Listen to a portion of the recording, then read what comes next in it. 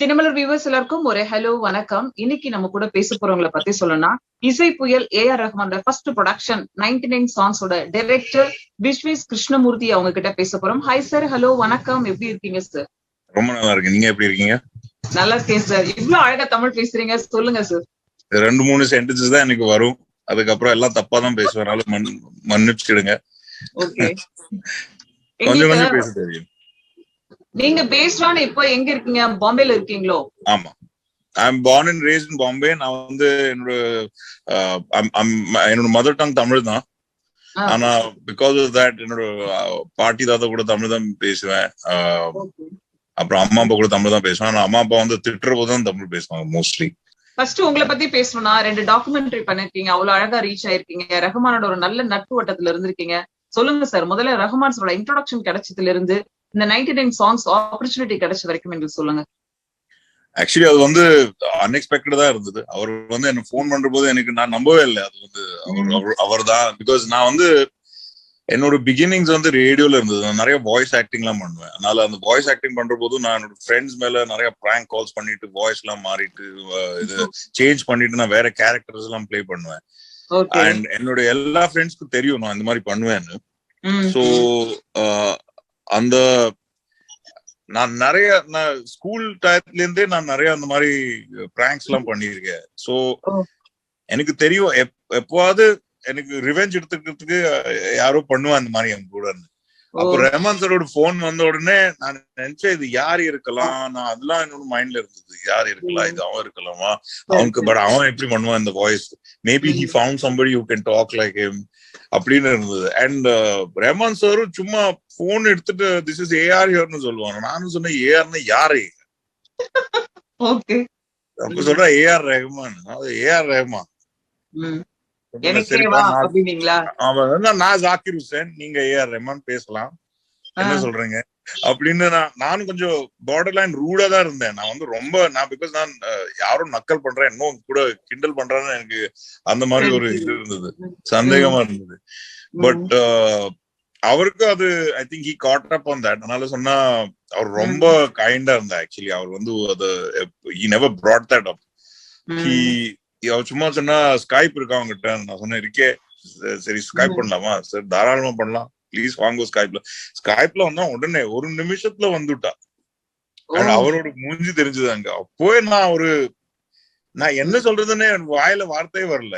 நான் வந்து ஃப்ரீஸ் ஆயிட்டு அப்போ. அப்புறம் என்ன சொல்லிட்டு இருந்தாலும் ஐ திங்க் அது வந்து அந்த கால் கட் பண்ண அப்புறம் என்ன சொன்னான்னு நான் அதை ரிமெம்பர் பண்ண ட்ரை பண்ணிட்டு இருந்தேன். பிகாஸ் ஹாஃப் த டைம் நான் வந்து அப்பாலஜி தான் பண்றது.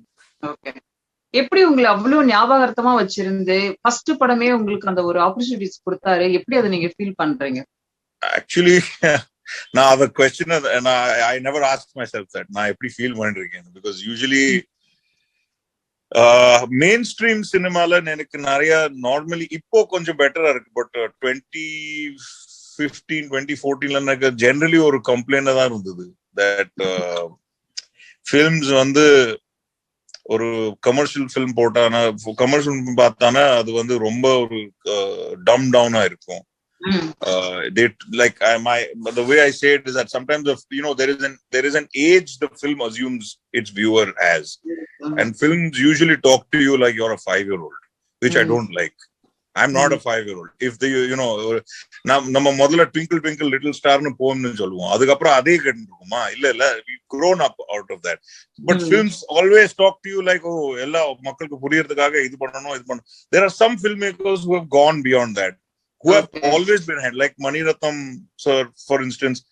அந்த தளபதி பார்த்தானே that feels already அவர் வந்து உங்களை ரெஸ்பெக்ட் பண்றா as a viewer. உங்களுக்கு இது புரியும், நான் சட்டிலா பண்ணான புரியும், எல்லாம் ஸ்ட்ரேட் பண்ணாம நான் இம்ப்ளாய் பண்ணான புரியும், or the way he edits it, or that kind of thing. ஒரு கான்வர்சேஷன் சிலுவெட்ஸ்ல தான் always Mani Ratnam's films have one conversation silhouetteல தான் தெரியும், மூஞ்சியே தெரியாது, யார் பேசுறான்னு தெரியாது, பட் புரியறதுல ஃபிலிம்லாம். சோ அந்த மாதிரி I wanted to always be a part of a film that respects the viewers as intellectuals and as individuals, and to not romba even though the sensibilities have to be commercial, but it has to be respectful of the intelligence of the viewer. அந்த மாதிரி எனக்கு ஒரு that was my wish in life, and I think I have been blessed that that Rahman sir said that I want you to make this film. So முதல்ல எனக்காக வந்து அது ஒரு குருதட்சிணா கொடுக்கிற மாதிரி, பிகாஸ் நான் ஒரு நான் ஏக்கலவ்யா, நான் வந்து தூரத்துல இருந்து பார்த்து தான் அவரை தூரத்துல இருந்து தான் பார்த்துட்டு இருந்தேன். இப்போ அவ எனக்கு இங்க பக்கத்துல வச்சு சொல்றா, இப்ப நீ அந்த இது உன்னோட ஸ்கில்ஸ காமின்னு. அப்போ I have to bring my best. I have to go to the deepest parts of my own creativity and expression. So நான் வந்து இந்த ஆப்பர்ச்சுனிட்டி எதுக்கு வந்ததுன்னு நான் கேட்கவே இல்லை. இப்போ வந்ததுன்னா நான் எனக்கு இப்போ அது மேட்ச் வின் பண்றதுக்காக தான் பண்ணேன். Even if I don't win this match, I have to play my best innings. அந்த மாதிரி இருந்தது. உங்களை பத்தி அவர் என்ன சொல்லிருக்காருன்னா, நிறைய ஆட் பிலிம் பண்ணிருக்காரு, டாக்குமெண்ட்ரி பண்ணிருக்காரு, அவர் ஃபைட் கூட அவருக்கு தெரியும், மியூசிக் நாலேஜ் இருக்கு, ஸ்போர்ட்ஸ் இருக்குன்னு இவ்வளவு மல்டி டேலண்டட் பர்சன் போல. நீங்க கொஞ்சம் சொல்லுங்களேன், இவ்வளவு விஷயங்கள் உங்கள்கிட்ட இருக்குன்னு ரஹ்மான் சார் சொல்லியிருக்காரு. நான் ரஹ்மான் சார் பத்தி சொல்லிட்டா, அவர் வந்து மிக்ஸ் பண்ண முடியும், அவர் மாஸ்டர் பண்ண முடியும், அவர் வந்து ஒரு பிரின்சிபல் ஆக்கும், அவர் ரைட்டர் ஆக்கும், அவருக்கு ஒரு இன்ஸ்ட்ருமெண்ட்ல அவர் வீணா வாசிக்க முடியும், வயலின் வாசிக்க முடியும், என்னெல்லாமோ பண்ண முடியும் அவருக்கு. So I think he's being kind. சினிமானே என்னோட உயிர். சினிமாவோட எவ்ரி பார்ட் ஆஃப் இட், மியூசிக்ல இருந்து ஃபைட் கொரியோகிராஃபில இருந்து சினிமாட்டோகிராஃபி, எனக்கு எல்லாத்துலயும் ஒரு ரொம்ப இன்ட்ரெஸ்ட் இருக்கு. நான் வந்து எனக்கு டெக்னீஷியன்ஸ்லாம் என்னோட எல்லா ஃப்ரெண்ட்ஸும் டெக்னீஷியன்ஸ் தான். என்னோட பர்த்டே, சர்ப்ரைஸ் பர்த்டே பார்ட்டி ஏதாவது ஆச்சுன்னா எல்லா சினிமாட்டோகிராஃபர்ஸ் வருவாங்க, மியூசிஷியன்ஸ் வருவாங்க, அந்த மாதிரி தான் எனக்கு. ஸோ எனக்கு சினிமான்னு உசுரு. எனக்கு வந்து சாஃப்ட்வேர்ஸ் நிறைய பிடிக்கும். நான் நிறைய சாஃப்ட்வேர் லேர்ன் பண்ண ட்ரை பண்ணுவேன். 3D சாஃப்ட்வேர் இருக்கும், editing software, music software. So so for me, I really enjoy being able to do all of those things, because நான் வந்து 16mm டேஸ்ல நான் MTVல வேலை பண்ற போது ஒரு ஸ்கிரிப்ட் இருக்கும். அந்த ஸ்கிரிப்ட ஒரு ஃபில்ம் ஆக்கணும்னா ஒரு 30 செகண்ட் ஃபில்ம் இருக்கும், இல்ல 60 செகண்ட் ஃபில்ம் இருக்கும். ஆனா அப்போ வந்து there would be no budget for it. ஆனா if you know how to do it, then you can go ahead and do it. அந்த மாதிரி இருக்கும்.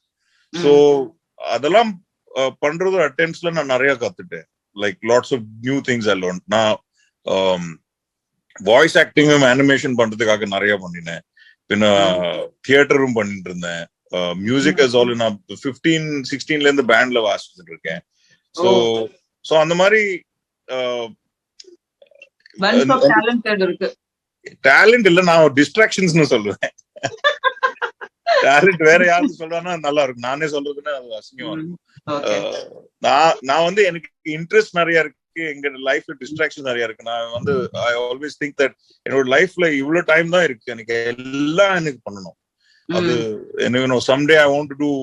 நான் சில டைம் நான் வந்து செட்ல உட்கார போது நான் என்னோட ப்ரொடக்ஷன் டிசைனர் பார்ப்பேன், வந்து ஒரு ப்ராப்பிங் எல்லாம் பண்ணிட்டு இருப்பான். நான் sometimes I feel jealous of her.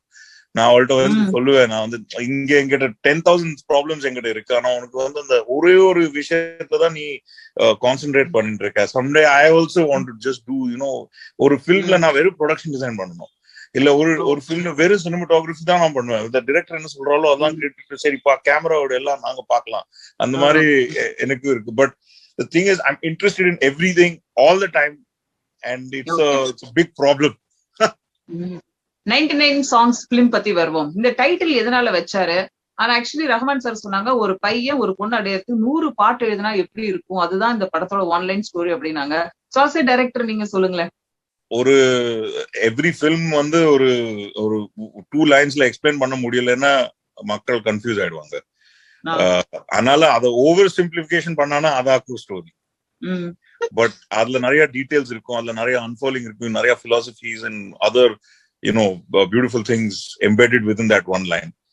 Actually அந்த ஃபில்ம் படத்தோடு அவரோட ஸ்டோரி அதான் இருந்தது. நிறைய இது பார்த்திருக்கோம், நீ ஒரு 100 கோடி கொண்டு வந்தானா நீ என்னோட டாட்டரை மேரி பண்ணலாம், இல்லன்னு இன்னும் நிறைய அந்த மாதிரி ஃபேரி டேல் மாதிரி ஒரு ஸ்டோரி பார்த்திருக்கோம். if you want to win the princess you have to go to that land and bring me this and bring me that, அந்த மாதிரி ஃபேரி டேல்ஸ்ல இருக்கும் ஸ்டோரி. பட் யாரும் அந்த மாதிரி ஒரு பாட்டு ஒரு வேல்யூவா யாரும் கேட்கல இது ஸ்டோரியில. நீ ஒரு 100 பாட்டு தந்தானா நீ இது பண்ண முடியும், ஆனா உனக்கு இது தருவேன். சோ பட் அந்த 100 பாட்டு வந்து ஒரு மியூசிஷியனுக்கு தான் தெரியும். ஒரு 100 பாட்டு ஒரு இமோஷனல் அது என்னதுன்னு. உங்ககிட்ட இருந்து என்ன கேட்டா, இப்போ 100 பாட்டு கேட்டா you are taking a part of me, you know. ஒரு any musician, if you say that if you have to write 100 songs, அது வந்து they're asking you to go to the moon and back. So that was or conceptually அது வந்து ஒரு number போட்டானா அது ஒரு numeric மாதிரி இருக்கு. ஆனா அவர் பிலாசபிக்கலி கேட்டானா அவர் வந்து அவர்கிட்ட நிறைய கேட்டு இருக்காங்க. He is asking him for much more. You know, அந்த மாதிரி ஒரு லைன் சொல்லுவாங்க, walk 100 miles in my shoes and you'll know what it is to be me. அந்த மாதிரி ஒரு ப்ராவர்ப் மாதிரி அது. ஓகே, இந்த டைட்டில் எதனால வச்சாரு? நீங்க வச்ச டைட்டிலா ரஹ்மான் சஜஸ்ட்? இல்ல, ரஹ்மான் சார் தான் வச்சாங்க. அது வந்து அவர் வந்து ஒரு ஃபில்ம் பண்ணிட்டு இருந்தாங்க அப்போ, 100 Foot Journeyன்னு. அப்போ எல்லாத்தையும் 100 வைக்க, லெட்ஸ் நாட் மேக் எவ்ரிதிங் 100, 99 எப்படி இருக்கணும்னு எனக்கு ரொம்ப பிடிச்சது. Because I thought it was better then 100.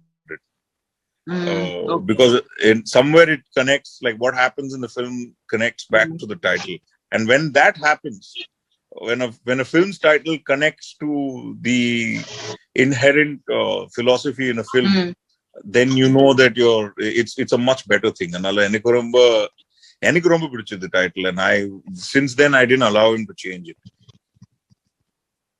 I like campaigned for it, but it was his idea. 100 songs was also his idea, 99 songs was also his idea. இந்த படத்துடைய கதையை பார்க்க போனா ரஹ்மான் சாரோட லைஃப்ல இருந்து கொஞ்சம் கொஞ்சம் அப்படியே எடுத்த கதையா, எப்படி சொல்லுங்களேன்? அவருடைய பர்சனல் லைஃப்ல இருந்து வந்த கதையா? I don't think personal life per se, ஆனா நிறைய விஷயங்கள் அவரோட லைஃப்ல வந்து அவர் வந்து நிறைய பேர் கூட இன்டராக்ட் பண்ணுவாங்க அந்த வேர்ல்ட்ல.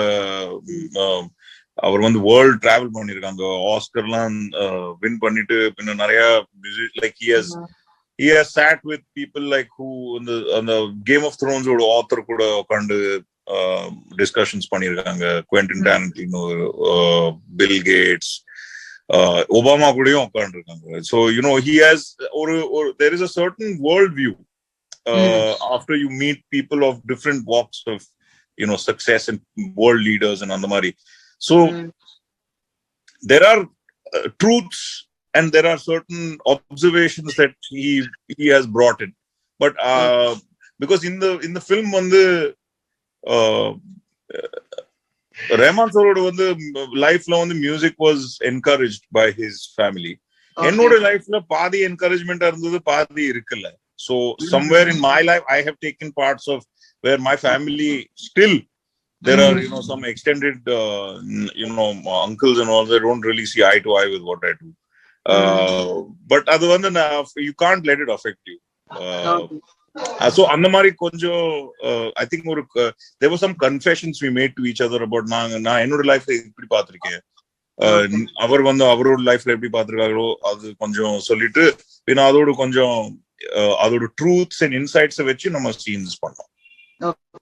ரஹ்மான் சார் கேட்டிருந்தாங்கன்னா வேர்ல்டுல இருக்கிற எந்த ஹீரோவும் கால்ஷீட் கொடுத்திருப்பாங்க பிகாஸ் ஆஃப் ரஹ்மான் சார் காண்டி. ஆனா ஏஹன் பட் அப்படிங்கிற ஒரு நியூ ஹீரோவை லான்ச் பண்றதுக்கான நெசசிட்டி என்ன இருந்துச்சு கொஞ்சம் சொல்லுங்க சார். இந்த ஃபிலிம்ல வந்து அந்த hero and not just the hero, but there are 2-3 actors who needed to work very hard so that அதுல ஒரு ரியலிசம் வரும்.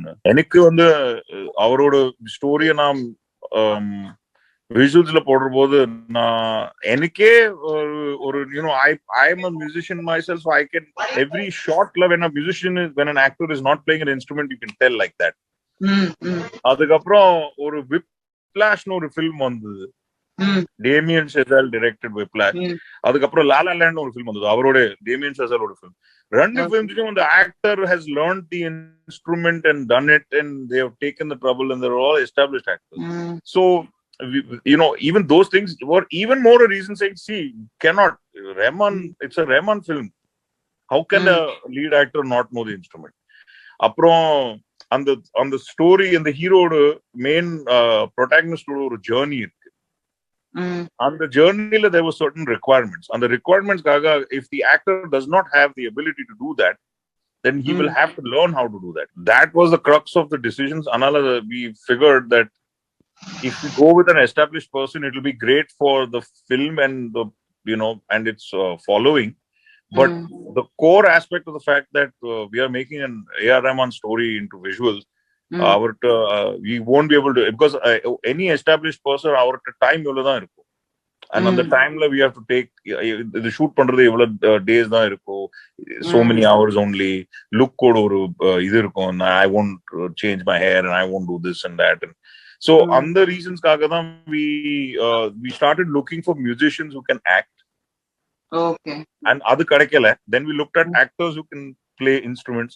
Adum kadakela.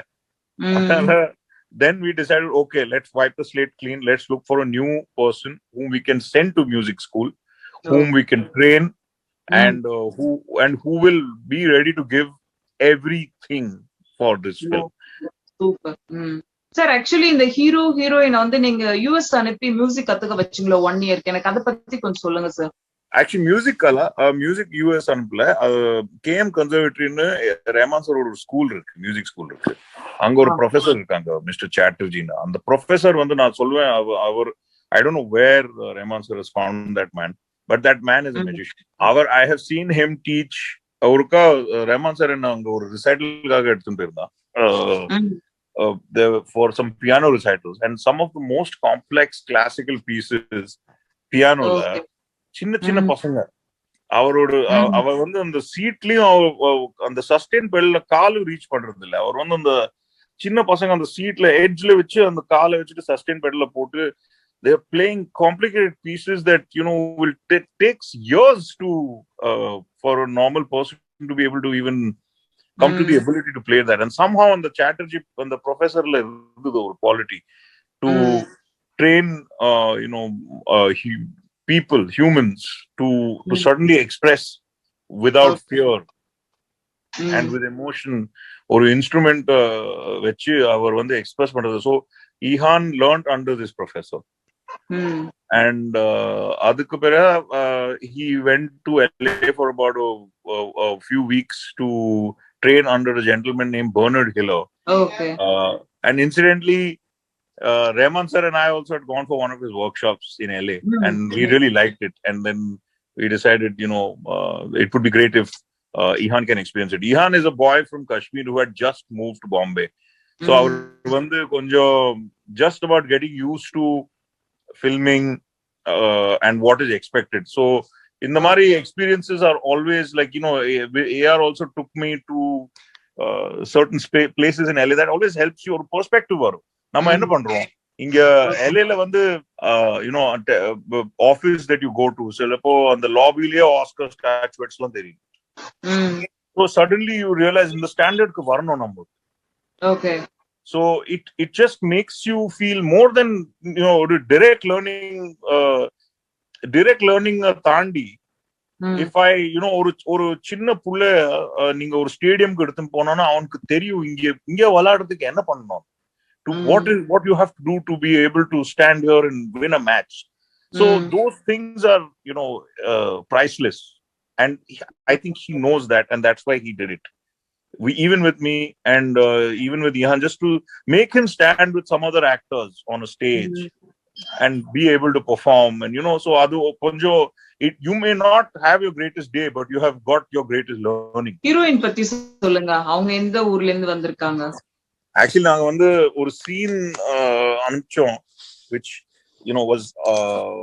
was sent to everybody meaning Mukesh Chabra, நம்ம casting director, நான் scene அனுப்பிச்சேன் and said that in the scene perform பண்ணிட்டு whoever is a candidate for this role should perform the scene and send back a clip.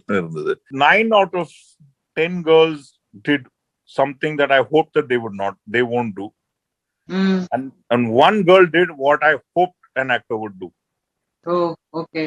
And the girl I did not know she was not from India. Na vandu chumma clip da paathu irundhen, like it clip number varum. So clip number 33 paathu irundhen, and the clip number 33 இப்ப நான் அது பார்த்த உடனே I sent it to Rahman sir, and he's called back and he said super irukku, let's find out who she is.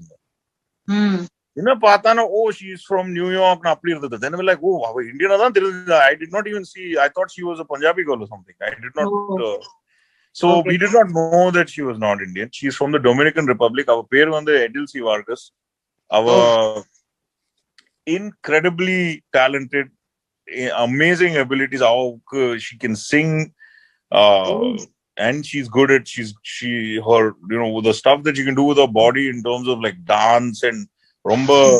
She's very fit and flexible, and all complicated dance moves also can be easily done. So அவ வந்து ரொம்ப I can't think of another person who could have done this role, and I always told her that.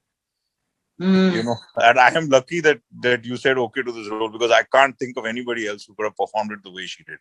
Okay. எப்படி language manage பண்ணாங்க? தமிழ், தெலுங்கு, ஹிந்தி 3 லாங்குவேஜ்ல release பண்ண போறீங்க போல. சொல்லுங்க. அது actually that is also like ஹிந்தில எனக்கு ஹிந்தி நல்லா தெரியும். அதனால ஹுசேன் தலால்னு என்னோட ஒரு லாங் டைம் ரைட்டிங் பார்ட்னர் இருக்கான். அவர் கூட டயலாக்ஸ் எழுதினேன். ஃபுல் நான் ஸ்கிரீன் பிளே எழுதின அப்புறம் ரஹ்மான் சாருக்கு வந்து அப்ரூவ் பண்ண அப்புறம் அது ஹுசேன் கூட உட்காந்து டயலாக்ஸ் எழுதினேன். அதோட அதுக்கப்புறம் for Tamil we consulted Gautham Menon, GVM. And he was அவர் வந்து ரொம்ப கிரேஷியஸா he became a part of the project. அவர் கூட சில் பண்ணிட்டு கொஞ்சம் டயலாக்ஸ் எல்லாம் எழுதி கொஞ்சம் டிராஃப்ட்ஸ் எல்லாம் எக்ஸ்சேஞ்ச் பண்ணி GV Prakash played the role of Jay in the Tamil version. So அந்த மாதிரி, and these are all suggestions and things that Rahman sir only did, where he spoke to them and he got them on board. So Tamil Telugu he was really the champion of it. So I was taking care of Hindi, and generally English and the philosophies and the content and English la agree பண்ணுவோம். பின்ன ஹிந்தியை நான் பார்த்துட்டு இருந்தேன், தமிழ் தெலுங்கு அவங்க பார்த்துட்டு இருந்தாங்க. பின்ன and தமிழ் எனக்கு தெரியும்னா கொஞ்சம் நான் அதுலயும் இன்வால்வ் பண்ணேன், but it was more him than me. Actually படத்துல வந்து மனிஷா கொய்ராலா, லிசா ரே போன்றவங்க இருக்காங்க. வேற யாரெல்லாம் அந்த படத்துல இருக்காங்க ரோல்ஸ் பண்ணிருக்காங்க? ரஞ்சித் பேரட் இருக்காங்க. Ranjit Barot one of the world's greatest drummers actually. அவர் வந்து ரஹ்மான் சர்க்காகவும் நிறைய அரேஞ்ச்மெண்ட் பண்ணுவாங்க. அவரோட ஃப்ரெண்ட் ஆகும். And actually this is the first time he's acting. And நீங்க அவரோட சீன் அவரை பார்த்தான ஃபிலிம்ல அப்படி தெரியவே தெரியாது. It will feel like அவர் ஏதோ வெட்டரன் ஆக்டர் வந்த மாதிரி இருக்கு. At least everyone felt like 20 years ago you should have started acting. Because he is so comfortable. அவருக்கு வந்து tomorrow if நான் வந்து என்கிட்ட சொன்னா போய் கிரிக்கெட் விளையாடணும் and I suddenly started batting like I've been batting all my life, அந்த மாதிரி இருந்தது அவர்கிட்ட. இட்ஸ் நாட் லைக் அவர் ட்ரம்மர் ஆகும். It's not like is singer or something. அவர் ட்ரம்மர்னு rhythm and arrangement and music director ஆகும் அவரும். அண்ட் அவரை போயிட்டு சொல்லிட்டு இந்த கேரக்டர் பிளே பண்ணா he just got into the skin of it and he was a pleasure. He was an absolute pleasure. பின்ன there is another character played by Rahul Ram. அவரும் Indian ocean ஒரு base player and நிறைய பாலிவுட்ல நிறைய பாடி இருக்காங்க. But is one of the primary in like one of the some of the most reputed and eminent personalities of independent music Delhi la irundhu.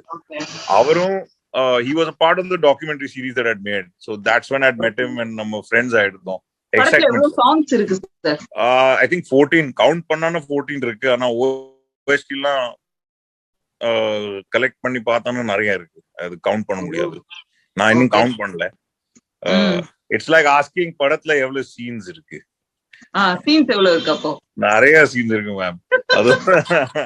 அது வந்து first ஃப்ரேம்ல இருந்து last ஃப்ரேம்ல music and visual வந்து ரெண்டும் ஹேண்ட் இன் ஹேண்ட் தான் அந்த ஸ்டோரியை சொல்லும். அதனால எவ்வளவு சாங்ஸ் இருக்குன்னு சொல்ல முடியாது. Music is continues from the first frame till the last name in the credits. படமே வந்து மியூசிக் படம் அப்படிங்கறதுனால அந்த எவ்வளவு நேரம் சார் படம்? 2 hours 6 minutes. அந்த 2 hours 6 minutes வந்து மியூசிக்லயே நம்ம எல்லாருமே ஃபீல் ஆற மாதிரி தான் கண்டிப்பா இருக்கும்னு நினைக்கிறேன். மியூசிக் ஜர்னியா தான் இருக்கும் அந்த 96 சாங்ஸ் பொறுத்த வரைக்கும். சோ படம் பாக்குற வேற ஆடியன்ஸ்க்கு அது கொஞ்சம் புதுசா இருக்கும்னு நினைக்கிறேன். சொல்லுங்களேன்.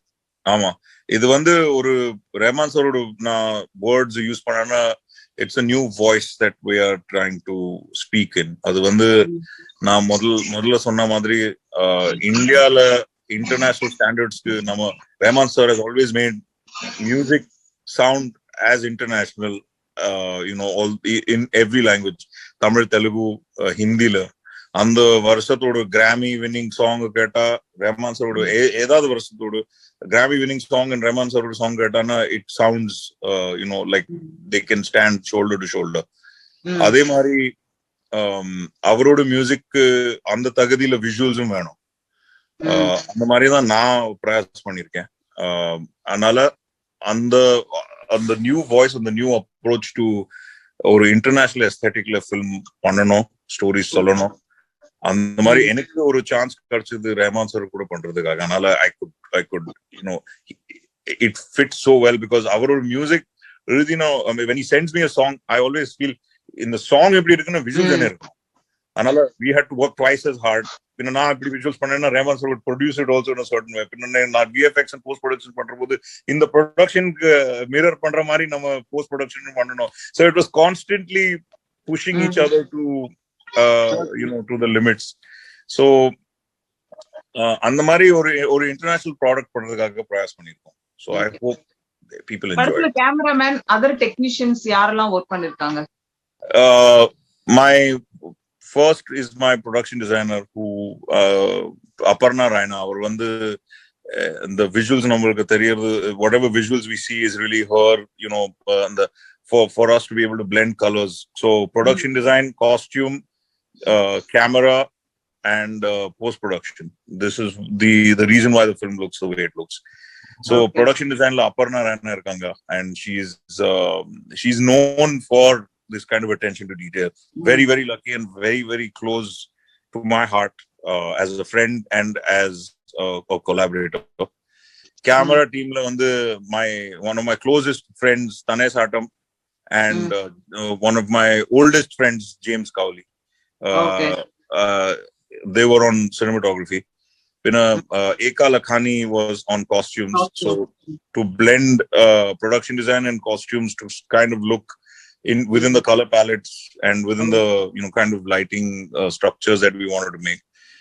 And then Nicola Gaspari, my colorist, Avinash Shukla also, who did some of the grading afterwards, and Labyrinth Cinematic Solutions la Siddharth Jaikar on VFX, Red Chilies la Harry and Ronak on VFX. All of this collectively made the visual, and Ananta Krishnan and S. Shivakumar for the sound design, and Mr. Alok Dey for the final re-recording mix. And Ananta Krishnan would Foley sounds and all of that really our ரொம்ப attention, அவரும் ரொம்ப details போட்டா இல்ல for and நானும் நிறைய torture பண்ணேன். all these people I have tortured them, நிறைய சித்திரவதை பண்ணுவேன் நான், because I keep pushing them also for where I want to take வரணும்னா. ஆமா, and it's அது ஈஸிலியா வராது. nothing comes, நீங்க வந்து சன்ரைஸ்லயும் ஷூட் பண்ணானா சன்ரைஸ் ஒரு 2-3 மினிட்ஸ் தான் இருக்கும், ஒரு 2 to 5 மினிட்ஸ் தான் இருக்கும். அந்த 2 to 5 மினிட்ஸ் தான் எல்லாத்தையும் புஷ் பண்ணி கத்தி இது அது. சோ எவ்ரி டே நான் அப்படிதான் பண்ணுவேன். சன்செட் சன்ரைஸ்ல எல்லாரும் இப்படி விழுந்து விழுந்துதான் ஷூட் பண்ணுவோம். அதனால அதெல்லாம் டாலரேட் பண்றதுக்கு நான் நிறைய தேங்க்ஸ் சொல்லுவேன் டீமுக்கு. அப்புறம் ஐ also want to thank the people who are on set for audio. My Anil Radhakrishnan, Vivek Sachidanand, these are my na sync sound am பண்ணுவேன் நான் வந்து. camera for me the microphone and the camera are the same thing.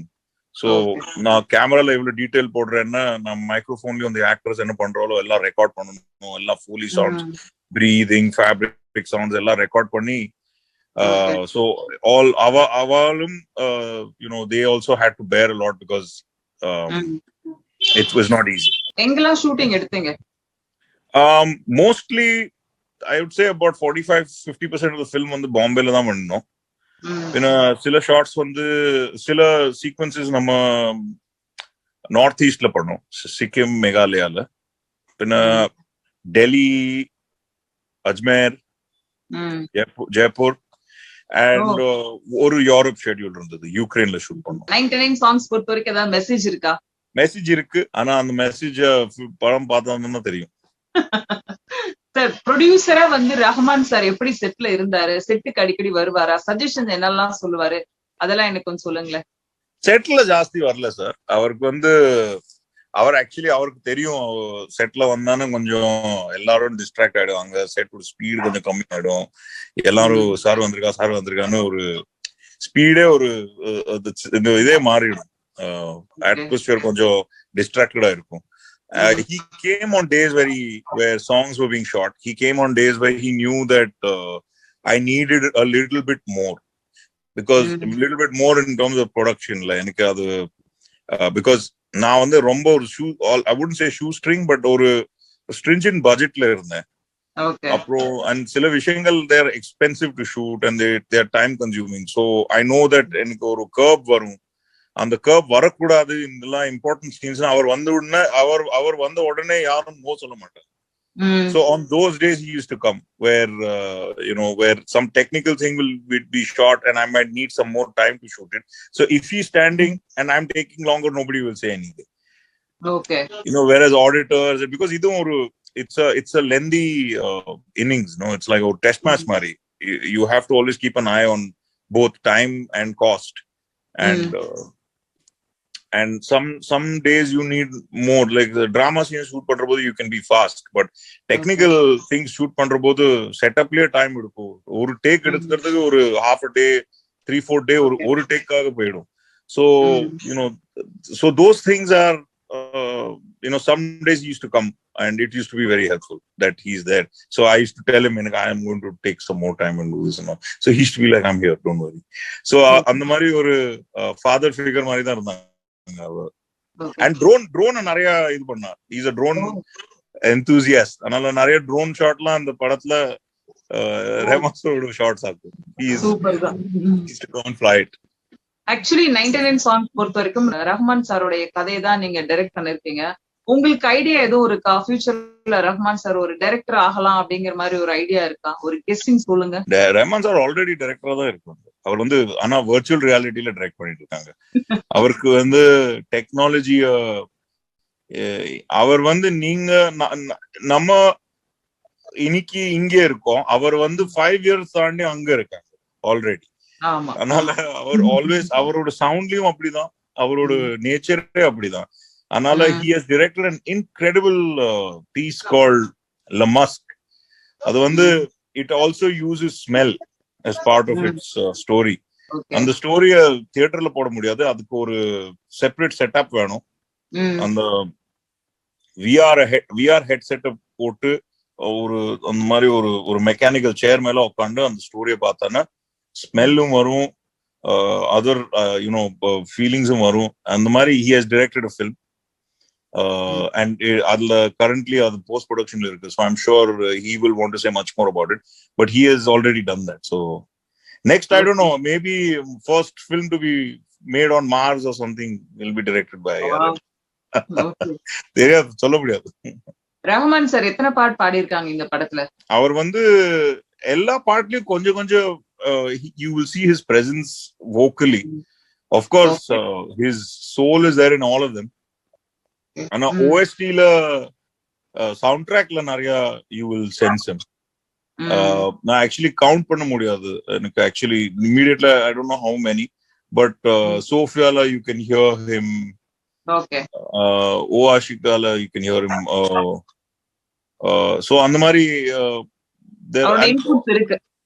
Input அவரோட பாட்டு தான் ma'am. அது நான் voice நான் சொல்றேன், நான் வாய்ஸ்ல லைக் சம் சாங்ஸ் இமிடியேட்ல ஃப்ரண்ட்ல தெரியும், ஆனா நிறைய பின்னாடி நிறைய அவர் பண்ணிருக்காங்க.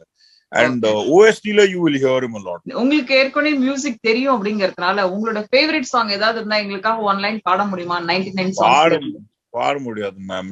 99 சாங்ஸ்ல இருந்து நான் ஆக்சுவலி 99 சாங்ஸ் பாடாம ரஹ்மான் சார் முன்னாடியே எனக்கு பாட முடியாது இல்ல, பிகாஸ் அவர் என்ன பூத்ல போட்டுட்டே இருப்பாங்க. ஆனா நான் ஒரு I wouldn't say that எனக்கு மியூசிக் தெரியும், ஆனா more as a musician, as a player, vocally நான் கொஞ்சம் எக்ஸ்ட்ரீம் வோக்கல்ஸ் தான் பண்ணுவேன், பீட் பாக்ஸிங் பண்ணுவேன், ராப்பிங் ஏதாவது அந்த மாதிரி ஏதாவது பண்ணுவேன். சோ பாடுறதுக்கு நான் I would decline. வேற ஏதாவது உங்களுடைய பாட்டுல உங்களுக்கு பிடிச்ச உங்களோட ஃபேவரட் பிட் அந்த மாதிரி எதனாச்சும் எங்களுக்கு ஹம் பண்ணி அதை டிஸ்க் காமிக்க முடியுமா? நான் என்னோட ஃபேவரட் பாட்டு இருக்கு, நான் அதை பாடுறேன். I hope he doesn't mind. அது என்னோட ஃபேவரட் ஆர்டிஸ்டோட பாட்டு. அந்த ஆர்டிஸ்ட் பேரு வடிவேலு. அவரோட ஒரு பாட்டு இருக்கு, Sing in the rain, I am strong in the rain, I want more in the rain, I want more in the அப்படின்னு வரும். ஐயோ, உங்களுக்கு காமெடி சென்ஸ் பயங்கரமா இருக்கு சார். அது நான் டெய்லி வடிவேல் பார்த்துதான் நான் என்னோட மென்டல் ஹெல்த் எல்லாம் சரியா இருக்கு. அதான் எனக்கு therapy. Thank you so much. Nice talking to you. இந்த 99 சாங்ஸ் வந்து உங்களுக்கு ஒரு பெரிய இன்ட்ரோடக்ஷனா, ஒரு பெரிய பாத் ஏற்படுத்தி கொடுக்கணும். தமிழ் சினிமா இண்டஸ்ட்ரி மட்டும் இல்ல, தமிழ், தெலுங்கு, ஹிந்தி அத்தனை லாங்குவேஜ்லயும் உங்களுக்கு பெரிய இன்ட்ரோடக்ஷன் அமையணும், ஒரு குட் பாத் அமையணும். Wish you all the very best. Thank you so much, sir. Nice talking. Thank you. So kind. Thank you.